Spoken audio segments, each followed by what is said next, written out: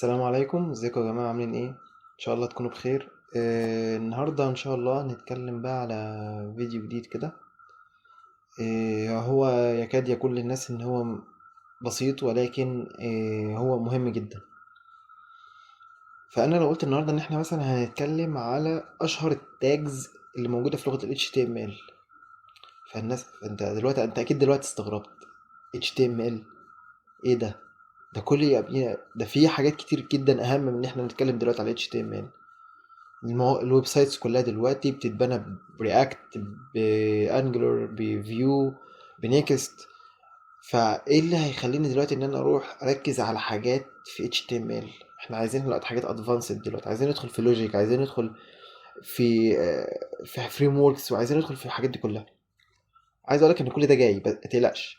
بس انا اللي جاي اتكلم فيه النهارده هو فعلا الموضوع مهم. طب ايه اللي خلاه مهم يا باشمهندس؟ تعال اقول لك. يا ترى ايه هي ال HTML اصلا؟ او ايه هو الاستراكشر بتاع ال HTML؟ او ايه هو الحاجات اللي انت اصلا لما بتسمع HTML كده خلاص هي دي الحاجات اللي بتيجي في دماغك؟ فهي اكيد التاجز اللي احنا بنكتبها اصلا في ال HTML. طب انا لو جيت اقول لك هو التاجز دي مهمة جدا يعني لدرجة ان احنا نيجي نعمل لها فيديو مخصوص، اقول لك اه. طب ليه بقى؟ الحقيقة لكذا سبب بقى. اول سبب فيهم ان انت لو رحت او جالك انترفيو، فانت 100% هتتسأل في ال HTML. معقولها يا باشمهندس؟ معقولة يسيب الرياكت بالفريم وركس بكل الدنيا دي كلها ويروح يسألني في HTML؟ هيسيب اللوجيك ويسيب الجافا سكريبت ويسيب الفريم وركس كلها ويجي يسألني في HTML؟ اقول لك اه.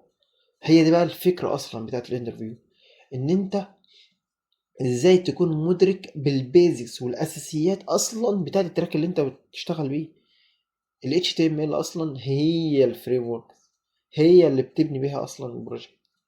اوريدي انت لو عارف رياكت او عندك خلفية عنها او عندك خلفية باي فريم وركس تانية، فانت 100% مدرك ان كل الليلة دي اصلا بتتلم في الاخر في فايل HTML و CSS عشان الستايل وجافا سكريبت علشان اللوجيك.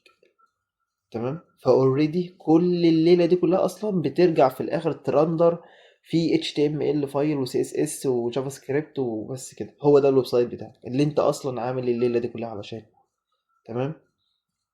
فانت لازم تكون ملم باساسيات التراك بتاعك، ومن ضمنهم الحاجه اللي احنا هنتكلم عنها النهارده اللي هي HTML.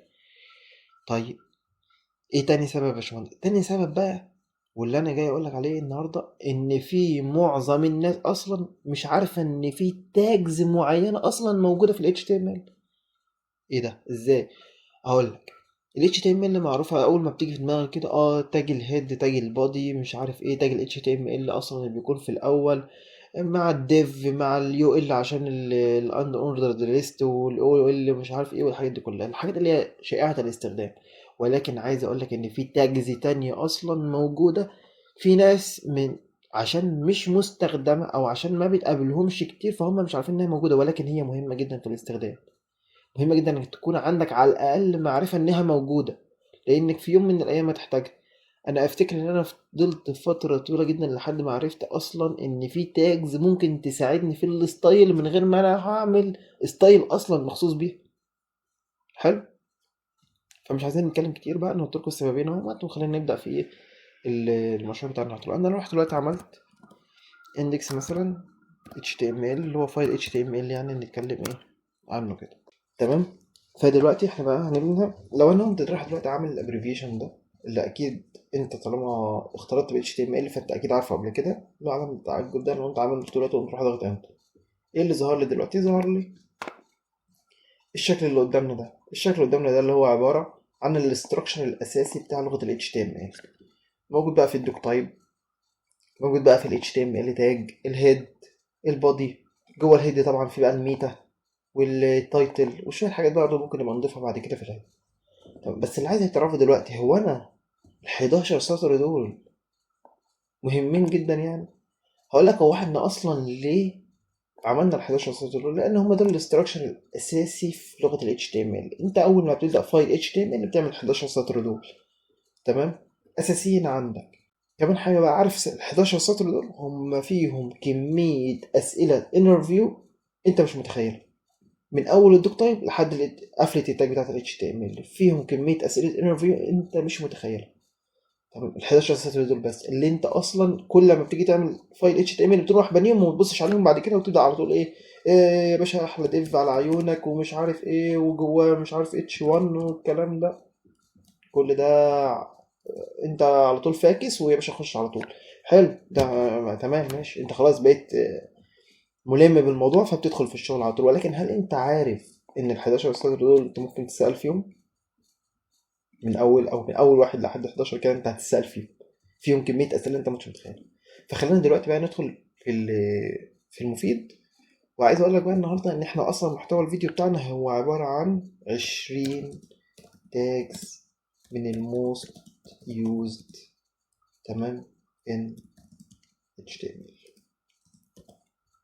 ده عنوان الفيديو بتاعنا النهارده. احنا النهارده هنشرح ال 20 تاجز اللي موجودين في ال HTML الاكثر استخداما واللي الناس برضو ممكن ما تكونش عارفه عنهم حاجات كتير. تمام، فخلينا نبدا كده واحده واحده، يلا بينا. طيب خلينا نبدا دلوقتي باول واحد معانا اللي هو الدوك تايب HTML ده يعني موجود ليه اصلا او ايه فايدته؟ هو بص هو الكلام عليه مش كتير قوي، ولكن هو قبل كده كان في اصدارات تانية اصلا من اللغة ال HTML. كان في HTML4 وكان في فيرجنز جديدة اصلا قديمة من ال HTML. هو السطر ده بس وظيفته كلها ان هو يعرفنا بس ان ده يا باشا ملف HTML. انا دلوقتي راح اكتب هنا كده ملف HTML، تمام. فالدوك تايب ده بيعرف ان احنا راح نكتب هنا HTML وبيحدد الفيرجنز كمان اللي احنا هنروح نكتب بيها. يعني هو مجرد ان انا بس عملت كده فخلاص هو البراوزر عارف ان انا دلوقتي رايح اكتب HTML5 اللي هي اصلا latest version من ال HTML او اخر اصدار يعني من ال HTML.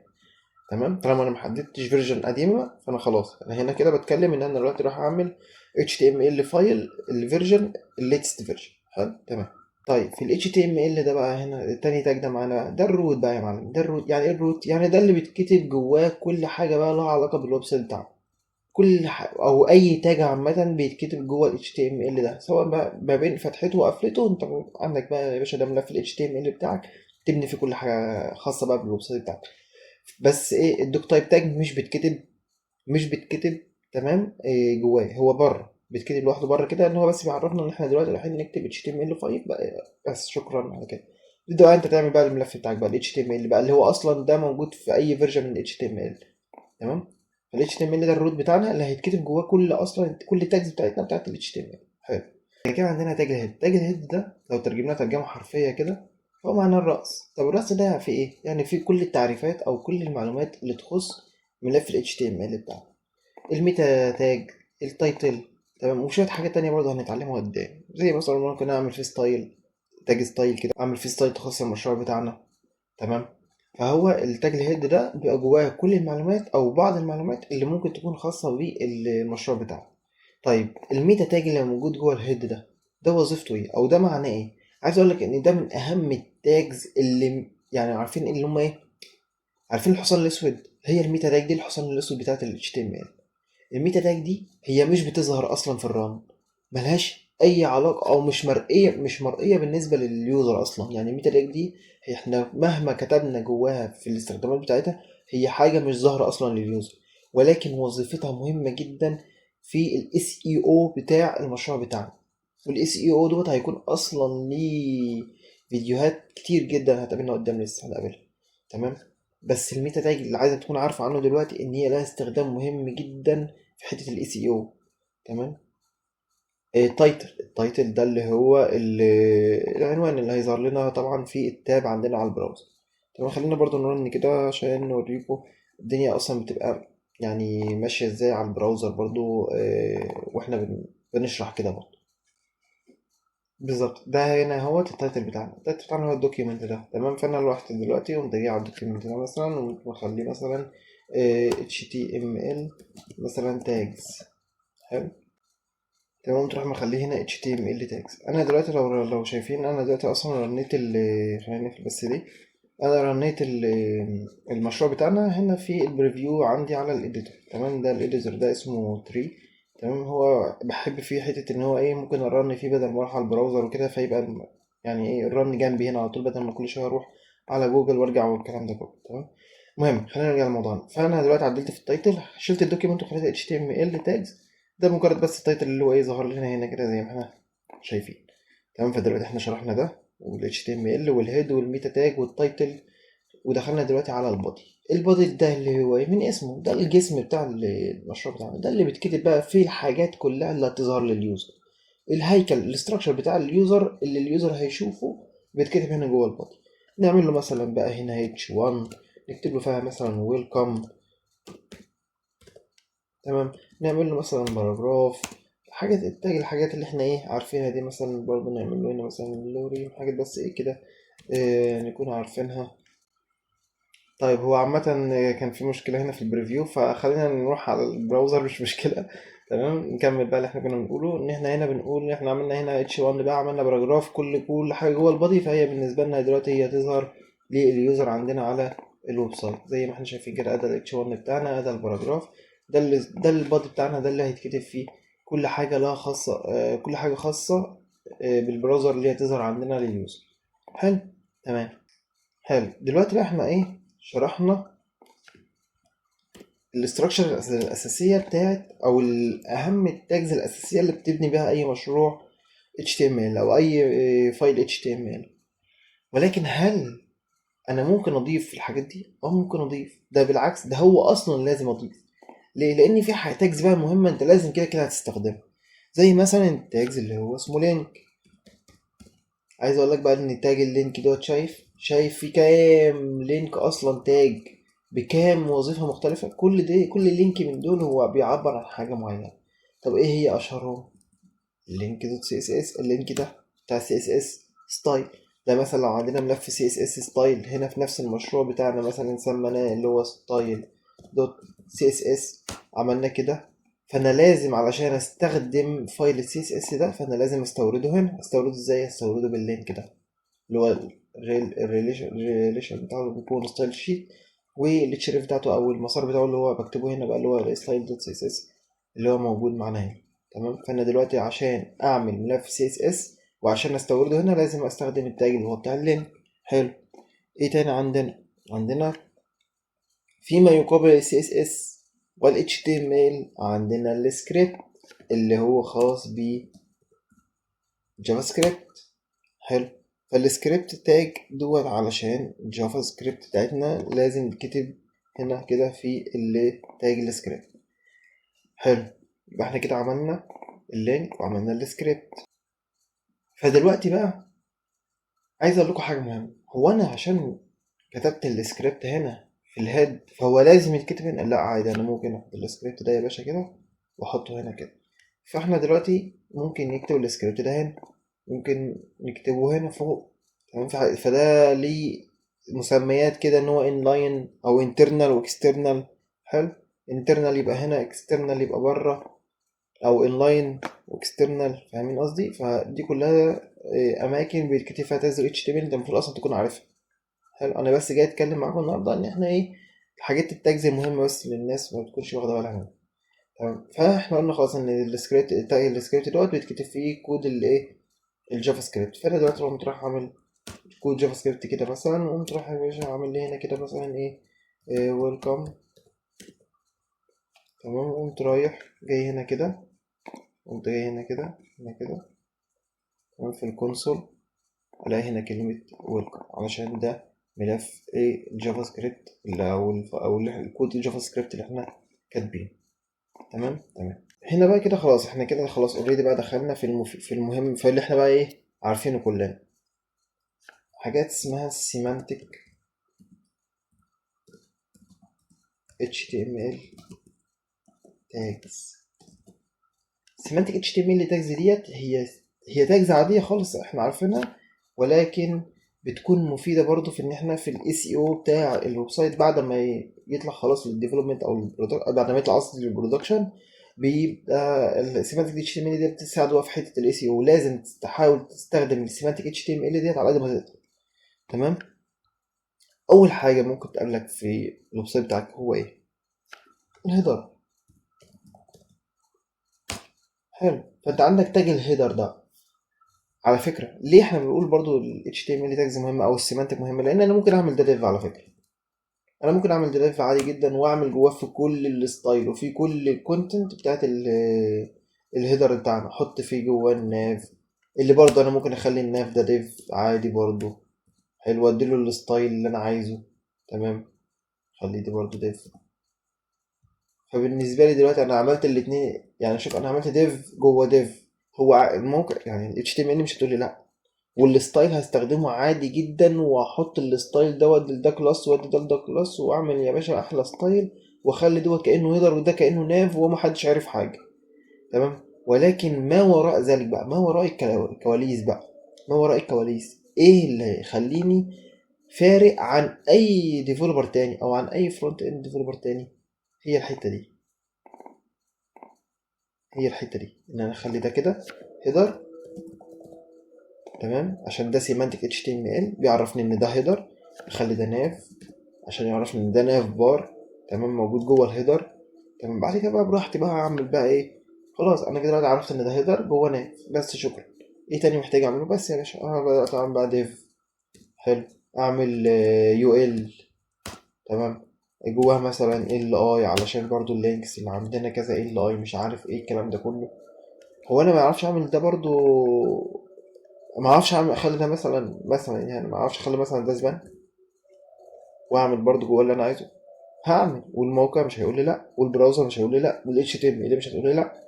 ولكن هو ده اللي بيفرق بقى، ده اللي احنا جايين نتكلم عليه النهارده. ان انت لا، كل حاجه لها استخدامها.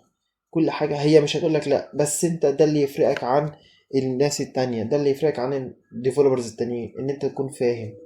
فاهم ان انا لازم انا عندي تاج اسمه هيدر. في ناس ما تكونش عارفه اصلا ان في تاج اسمه هيدر، فتعمله ديف. مش هيقول لا لا، هتعمله ديف وهتشتغل معاه كل حاجه زي الفل. بس لو انت عارف بقى ان في تاج اصلا اسمه هيدر سيمانتك تاج، عارف ان في تاج اسمه ناف سيمانتك تاج تستخدمه عشان يعرف البراوزر ان ده ناف، خلي بالك ان ده ناف، ده نبار، ده هيدر. حلو. فساعتها بقى بيساعد البراوزر ان هو يفهم الحته دي فيساعده في الاي سي او بقى. طيب، فعرفنا دلوقتي الناف والهيدر. خلينا نشيل دول، نرجع كل حاجة. تمام، بعد كده ندخل على، خلصنا الناف، خلصنا الهيدر قصدي، خلصنا الناف. فيما بذا بعد ذلك، خلينا نشيل بس ايه الديف اللي ملوش بيرنت ده. تمام. طيب، ماذا بعد ذلك؟ خلاص، شكرا يا باشا. ده عندنا بقى دخلنا في المين بودي بقى بتاعنا. المين بودي ده بتاع، انا لسه قايل دلوقتي ايه مين بودي. في تاج اسمه مين اصلا عندنا. تاج المين ده بقى اللي احنا بنحط فيه المين بودي. في ناس مش عارفة ان في حاجة اسمها اصلا مين. انا دلوقتي لو عملت ده ديف هيقول لي لا؟ مش هيقول لي لا. بس لو انا عملتها مين هيقول لي هنا بقى الفكرة. هنا الفكرة اللي احنا جايين نتكلم عنها. في ناس اصلا متعرفش ان في مين. اعمل المين يا باشا، اعمل المين وهتلاقي فرق كبير جدا في الاي سي او بتاعك. تمام. طب جوه المين ده انا ممكن اعمل ديف، وممكن اعمل ديف، وممكن اعمل كمان ديف عشان خاطري. حلو، عملت 3 ديف. هيقول لي لا؟ مش هيقول لي لا. بس ايه رايك بقى لو قمت احنا نخلي ده كده سيكشن؟ هيقول لي لا؟ مش هيقول لي لا. بس الاي سي او اللي انا جاي اتكلم عنها النهارده، السيكشن دي جوه المين وبس. واحلى بوس، هو ده ايه الشغل تمام يعني.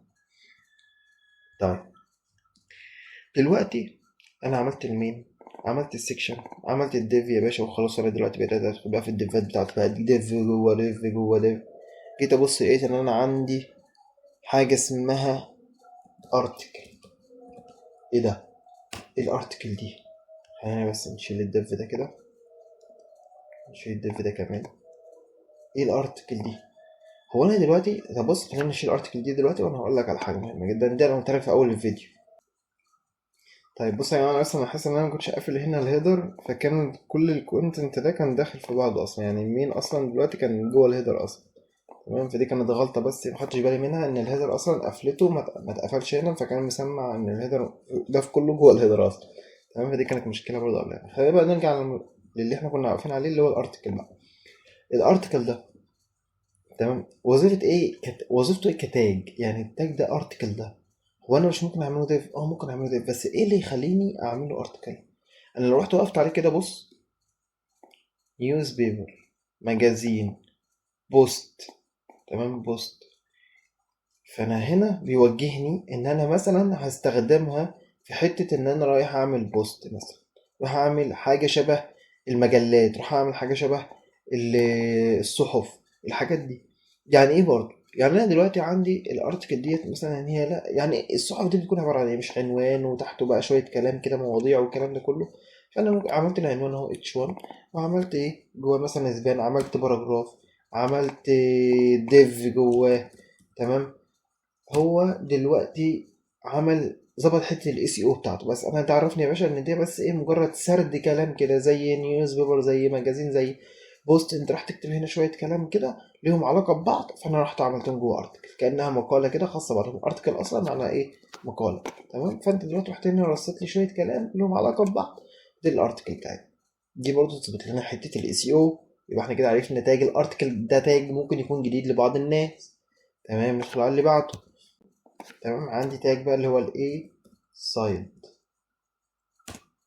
ايه سايد تاج؟ ايه هو الاي سايد تاج؟ بص، خلينا عشان يكون واضح بالنسبه لنا كده، هنيجي هنا كده.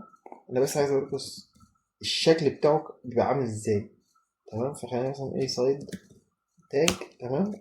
ونيجي هنا ونشوف الصور، نخش على الصور على طول. إيه ده مثلا.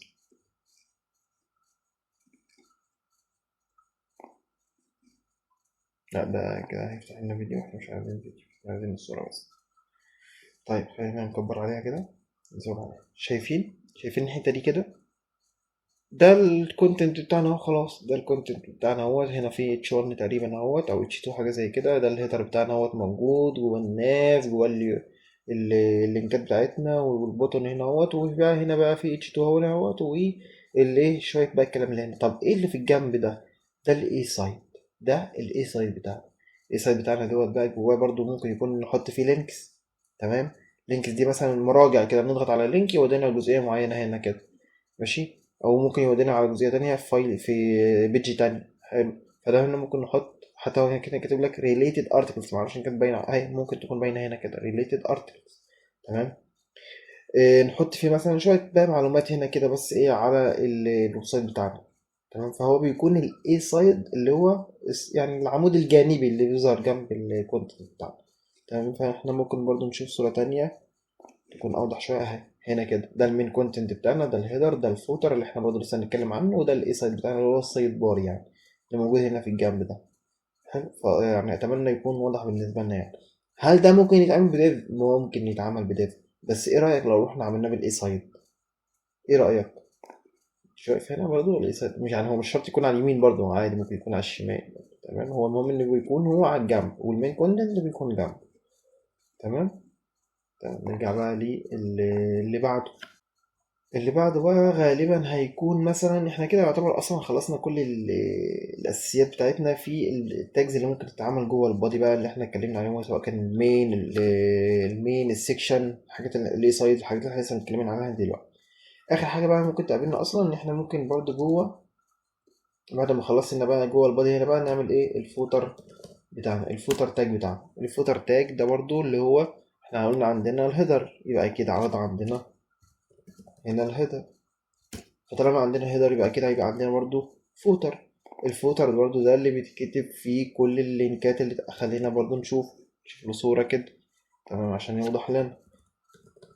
تمام. انتوا اكيد عارفينه يعني، ولكن احنا بس ايه بنبص بس مع بعض كده يا باشا. ده يعني مثلا عايزين حاجة تكون ايه من مشهورة يعني، ده مثلا كده شكل بس مألوف بالنسبة لنا. شايفين الفوتر ده؟ الفوتر بالنسبة لنا ده ممكن يتعمل بديف، يعني انا ممكن اعمل ديف كبير كده وادي له باك جراوند واحط فيه الحاجات دي كلها، ممكن اعمله عادي. بس ايه رايك لو احنا عملنا فوتر؟ مش هيظبط معانا الاي سي او بعد كده؟ مش هيبقى عندنا شطاره في الكودينج بتاعنا؟ تمام. مش هيبقى احسن؟ يبقى احسن. تمام، يبقى احنا كده ايه، علمنا شويه سيمانتك اتش تي ام ال تاجز هتساعدنا جدا في حته الاي سي او بتاعتنا في الويب سايت، تمام. طيب، في بقى حاجات كده احنا قلناها في النص، ممكن تكونوا خدتوا بالكم منها وممكن لا. هو انا دلوقتي رحت عملت مين تاج ده، وعايز اكتب جواه كلام، ايه اللي هيجي في دماغك ان انا اكتب؟ يعني اعمل تاج ايه اكتب فيه كلام؟ في واحد ممكن يقول لي اصلا ان انا ممكن اكتب كلام دلوقتي اصلا على طول. يعني انا ممكن اروح اعمل كده، تمام، ومش هيقول لي لا وهيظهر. تمام، عملت ويلكم اهي وهتشتغل. في واحد ممكن يقول لي لا انا هعمل اتش 1 واكتب جواه. واحد يقول لي لا انا هعمل باراجراف واكتب جواه. تمام. ففي كذا طريقه ان احنا نعمل، وال HTML عمرها ما هتعترض معانا. بس في فرق ان انا اروح اعمل باراجراف، في فرق ان انا اروح اعمل اتش 1، في فرق اروح اعمل اتش 2، في فرق اروح اعمل اتش 3. تمام. يعني مش اي برضو اتش 1 اروح، او اي كلام عايز اي عنوان عايز اعمله اروح اعمل اتش 1 على طول. لا، الاتش 1 حاول على قد ما تقدر ان هو يكون مره واحده بس في الويب سايت بتاعك، اللي هو العنوان الرئيسي اللي موجود في اول الويب سايت بتاعك، ده بس اللي يكون اتش 1. غير كده بقى ايه، حاول تشتغل على اتش 2 اتش 3 اتش 4 معاك لحد الاتش 6 الاتش 6 اللي احنا ايه عارفينها. تمام. الباراجراف للباراجراف، الحاجات دي تكون ايه ملم بيها. الاي تاج اللي هو اللينك بتاعتنا، اللي هو الوقت لو انا قمت رايح هنا كده، قمت رايح عامل هنا مثلا هاشتاج، قمت رايح عامل هنا مثلا تاج الهوم، قصدي اقصد هنا اللينك بتاعنا اللي هو الهوم. تمام. مثلا رحت ضغطت ده اهو، ده لينك اضغطت عليه هيوديني على الهوم. تمام. اللي هي بالنسبه لنا دلوقتي اللي انا عامل الاتش بتاع اللي هو ايه الهاش دي. تمام. او دي هيودينا على الهوم. تمام. فده التاج بتاع اللينك ده. تمام. ده برضو لازم نكون عارفين، واكيد يعني في ناس عارفين الايمج عشان الصورة. تمام. لو رحت دلوقتي حطيت لو رحت دلوقتي حطيت الصورة اللي احنا جبناها دي، تمام، قمت رايح جاي هنا كده عشان ابص عليها لا تظهر لي جوه الايمج تاج ده. في عندنا اتريبيوت اسمه الت دوت لازم يتملى. حاول على قد ما تقدر انك لازم تمليه بجملة تكون معبرة عن الصورة بتاعتها. ليه؟ علشان لو الصورة دي مثلا ما حملتش، الصورة دي مثلا حصل ايرور في الرندرة بتاعتها، الصورة دي مثلا انت عامل المسار بتاعها غلط، بالغلط مثلا من غير ما تصل عملت المسار او الباث بتاعها بالغلط، فلازم فيظهر له بقى ان ايه كلمة معبرة كده ان الصورة ديت والله بتعبر عن كذا. تمام. الصورة دي بتعبر عن اللوجو، الصورة دي مثلا بتعبر عن شوية ناس بيلعبوا كورة مثلا كده. تمام. فالاتريبيوت الالت ده مهم جدا في تاج الايمج. حلو حلو. طيب ده بالنسبة للتاج بتاع الايمج. عندنا مثلا تاج الفيديو برضو.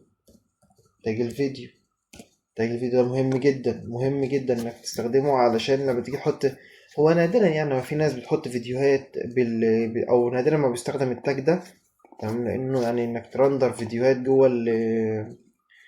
المشروع بتاعك، يعني ده بيبقى موضوع معقد شوية ومش بيستخدم كتير، ولكن برضو نبقى عارفين ان تاج الفيديو ده موجود معانا لو حبينا بس ان احنا نستخدمه قدام. تمام. عندنا بقى تاج مهم جدا جدا جدا وهو تاج الفورم. ده بقى يا باشا اللي بنبني الفورم بتاعتنا بيه، وده بيستخدم كتير جدا بقى عشان تيجي تستخدمه مثلا في صفحة، تعمل فورم خاصة باللوجن بيج، تعمل فورم خاصة بالريجستر بيج، تعمل فورم خاصة مثلا بالكونتاكت. في الفورم ديت لها استخدام كتير جدا عشان تستخدمها بالحاجات بقى اللي جواها زي الليبل. تمام. عشان تعمل ليبل وتعمل مثلا انبوت للليبل دي. تمام. مثلا نخليه تكست مثلا. حلو. بالنيم بالاي دي بتاعه. تمام. كل دي حاجات بتبقى موجودة جوه الفورم، فانت لازم تستخدم كل حاجة بالحاجة اللي هي تكون خاصة بيها. دي برضو من أهم التجزئة اللي لازم تكون عارفها. تمام. فأظن احنا كده شرحنا أغلب أو أكتر حاجة، أكتر 20 تاج. يعني هم ما أعرفش الصراحة هم 20 ولا لأ، بس هم احنا ممكن نكون شرحنا حاجات أكتر شوية. بس صدقني دول أهم التاجز اللي أنت لازم تكون عينك عليهم وأنت شغال. تمام بقى، سواء كنت شغال حتى لو بالفريم ورك، ما أنت أكيد في فريم ورك هتكتب HTML برضه. تمام. لازم تكون واخد بالك أنت بتكتب مش كل حاجة ديف، هي مش كل حاجة ديف. تمام. مش كل حاجة اتش 1، مش كل حاجة باراجراف، مش كل حاجة سبان. تمام. كل حاجة لها حاجة الخاصة بيها. خلصت يا باشا ادخل على اللي انت على الديف بقى، اعمل الحاجات بتاعتك بقى، الشغل بتاعك الباقي. تمام. انما دلوقتي تكون واخد بالك ان في حاجة اسمها سيماتيك اتش تي ام ال، دي هتساعدني جدا، هتفرق معايا جدا في الشغل بتاعي. تمام.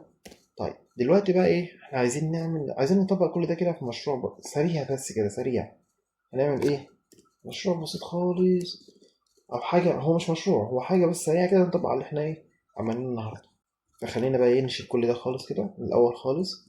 هنروح نعمل HTML اهوت. حتى هو هنا جاب لي ايرور اصلا، ان هو شوف هنا جاب لي ايرور لان ايه، اللي جه يبص لقى ان مفيش اصلا انت عامل ملف HTML ومشغله وهو مش موجود. لا انا عملته لك اهو يا باشا، عملت ملف HTML. هنا مثلا هرجع تاني اخليه في التايتل HTML. تمام HTML صح، HTML اهي ماشي تاجز. تمام هاجي هنا بقى ايه اعمل جواها بقى ايه شويه حاجات كده بقى من اللي احنا ايه اتعلمناها النهارده. طيب احنا اول حاجه قلنا ان احنا بنعملها اللي هي ايه الهيدر. انا هروح اعمل ديف؟ لا انا هروح اعمل هيدر بقى. خلاص هروح اعمل هيدر بقى. تمام الهيدر ده هيكون جوه مثلا H1 بيتكلم عن المشروع بتاعنا. تمام مودرن مثلا ممكن نخليها مودرن مثلا HTML كراش كورس مثلا.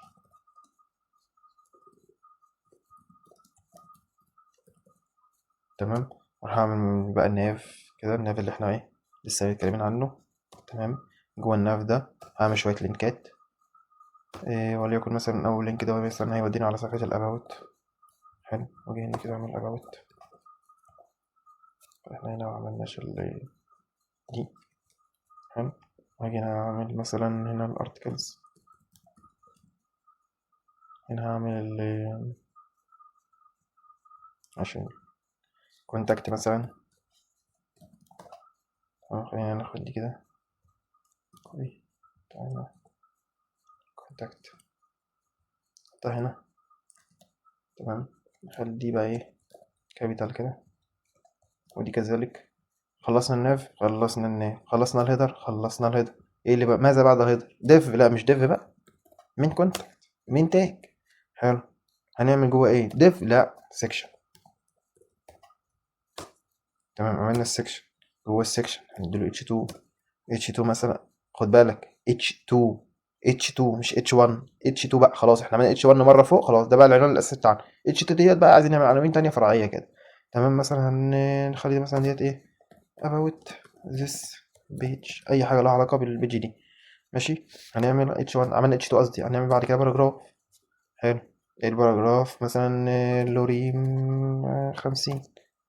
ماشي شكرا عملنا باراجراف كبيرة قد الدنيا.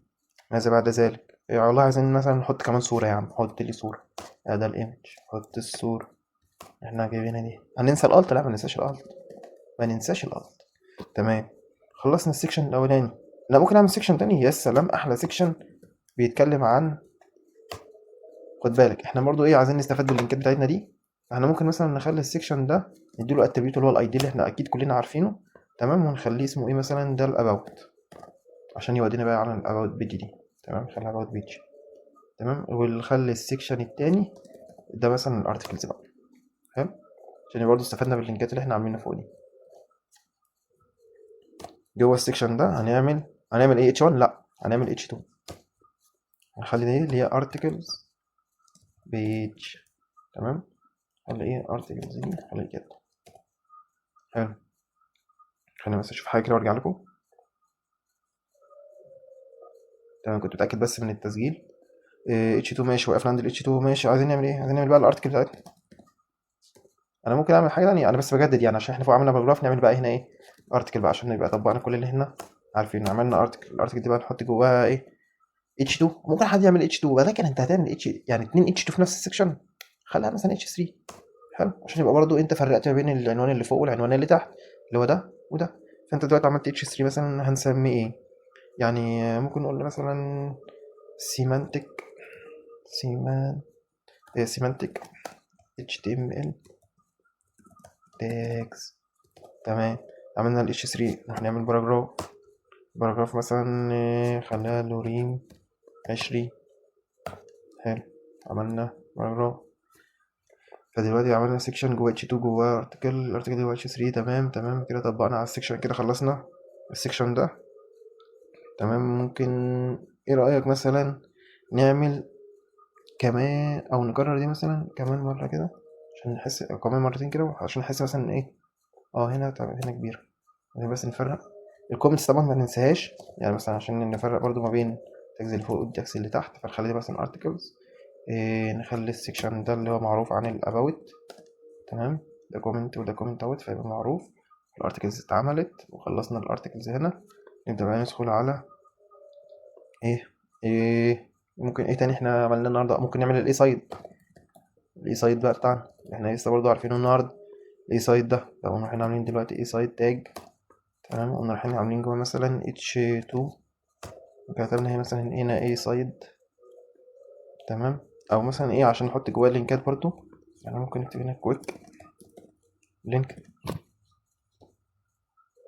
لينكس، تمام. ونيجي هنا كده زي اللي كانت موجوده اللي احنا شفناها على على جوجل الاي او ال، تمام. نعمل جواها ال اي كذا ال اي كده، تمام. كل ال اي جواها لينك. اللينك ده مثلا هيوديني على الاباوت،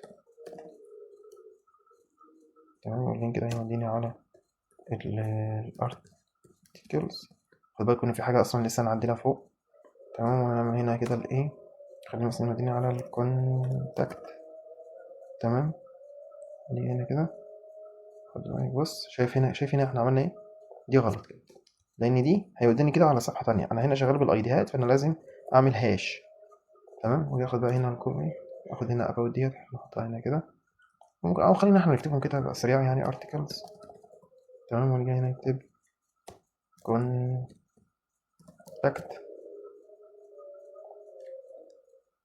تمام. ونعمل هنا ايه الهاش بتاعتنا. حلو الكلام، حلو الكلام. عملنا اليو ال وعملنا ال اي وخلصنا الاي سايد بتاعنا. خد بالك احنا ما عملناش الكونتاكت اصلا، تمام. فاحنا ممكن نيجي هنا كده نعمل كونتاكت كومنت بس كده عشان يبقى معروف ان احنا هنا شغالين على الكونتاكت. هنعمل ايه في الكونتاكت؟ هنعمل سيكشن، وهذه حاجه تانية مختلفه عن اللي فوق. هنعمل سيكشن، جوه السيكشن هنعمل اتش 2، هنسميه دي كونتاكت بيج. خد بالك احنا هنعمل كونتاكت بيج على اساس انها بيج تانية، ولكن هي هتكون معانا في نفس البيج عشان نشوفهم كلهم مره واحده. وبرضه نستخدم اللينكات برضه، تمام. الكونتاكت طبعا دي بقى هيكون جواها ايه بقى، زي ما احنا قلنا فون، تمام.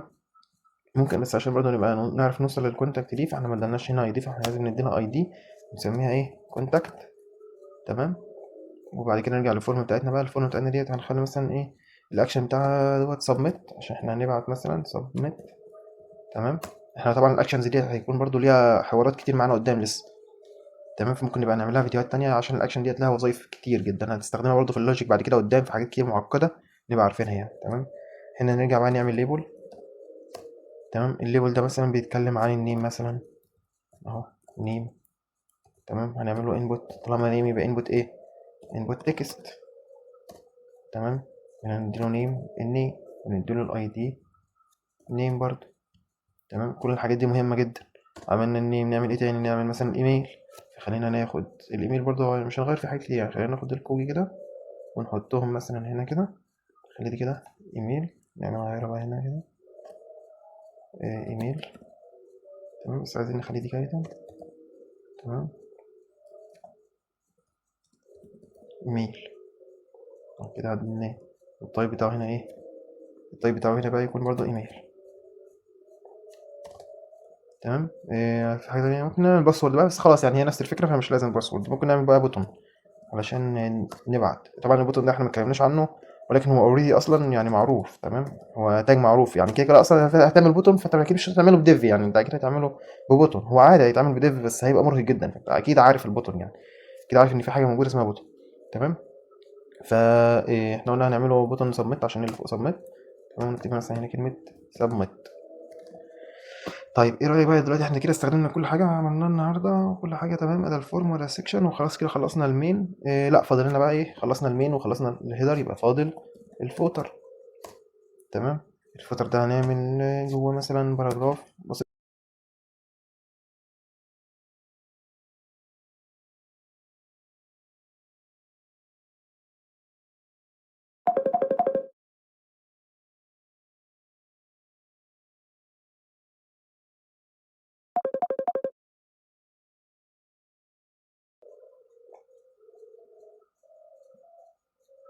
طيب حتى هو هنا ظاهر اصلا هنا اهو، تمام. علامة الكوبي رايت دي، تمام. هو هنا ظهرها لك يعني كبراوزر، وانت بس 2025 HTML tags بس عشان تبقى ايه معروف. ويبقى كده تقريبا احنا اصلا خلصنا كل حاجه عندنا. احنا ممكن بس ايه عشان يعني زياده تاكيد على كل اللي احنا خدناه النهارده، فاحنا ممكن نرجع نكتب هنا سكريبت تاني، جافا سكريبت، بس عشان الناس تبقى فاكراه ان احنا هنا عملنا حاجه كود جافا سكريبت بتاج اسمه سكريبت، كتبنا جواه مثلا كلمه ويلكم. تمام. وتقريبا كده احنا ممكن نكون عملنا كل حاجه. طب خلينا نبص كده على اللي احنا عملناه النهارده. بس هذا يا باشا من اول ال H1 بتاعنا لحد الفوتر بتاعنا. طب خلينا نشوف كده اللينكات شغاله. لو رحنا على الاباوت ودينا على الاباوت، لو رحنا على الارتكلز ودينا على الارتكلز، لو رحنا على الكونتاكت هتلاقيه وداك على الكونتاكت. بس الفكره ان هي عشان فين الكونتاكت بتاعتنا؟ احنا كتبناها ازاي؟ كونتاكت، الكونتاكت تحت اهي. الكونتاكت بيجي فين هنا؟ ده انا لا اروح اهي خدش بالك. عشان بس هي موجوده في نفس البيج، فانت هتيجي تبص وعشان هي اخر واحده برضو فخلاص هو مش عارف يعملها لك مثلا زي الارتكلز وزي الاباوت والحاجات دي. تمام. لو خدت بالك بقى هنا في الاي سايد اهوت، الاي سايد هنا اهوت الارتكل كويك لينكس. تمام. بس ده كانت اهم التاجز اللي احنا النهارده اتكلمنا عنها. تمام. ديت لازم نكون واخدين بالها مننا يعني. دي لازم نكون واخدين بالنا منها جدا، لان ديت مفيده جدا في الاي سي او. في ناس كتير مش عارفاها، لازم نكون واخدين بالنا منها. فحاول نراجع عليها، نراجع ال HTML tags. برضو في حاجه مهمه جدا هتفيدكم، ان احنا دلوقتي لو احنا دخلنا مثلا على W3 سكولز دلوقتي، وجينا هنا دخلنا مثلا على HTML tutorial دي، هنلاقي بقى في هنا كميه tags رهيبه في وبالاتريبيوتس بتاعتها بحاجات كتير جدا بقى حاول ان انت تبص عليهم. يعني شايفين التاجز عامله ازاي؟ كل دي تاجز مهمه جدا تكون عارفهم. احنا اوريدي شرحنا اغلبهم، وشرحنا الموست يوز اللي هم اكتر حاجه بتستخدم، ولكن برضو عينك تبقى على الحاجات اللي هنا الاتريبيوتس بتاعتهم. برضو ممكن حاجات تفيدك، حاجات تستخدمها تفكر انك عايز تجربها مثلا او كده. بس وده كان الفيديو بتاعنا النهارده. اتمنى تكونوا فهمتوا الحاجات دي. هي بس يعتبر مراجعه، وفي نفس الوقت حاجات ممكن ما تكونش انت عارفها او ممكن ما تكونش واخد بالك منها، فحاول تبص عليهم، تراجع عليهم، تبقى عامل حسابك ان الحاجات دي موجوده. بس وده كان الفيديو بتاعنا. اتمنى تكونوا بخير. يعني احنا ما شاء الله خلصنا على صلاه الفجر على طول، فالحمد لله نروح نصلي الفجر بقى ونكمل بقيه يومنا. اشوفكم ان شاء الله على فيديو جديد. سلام عليكم.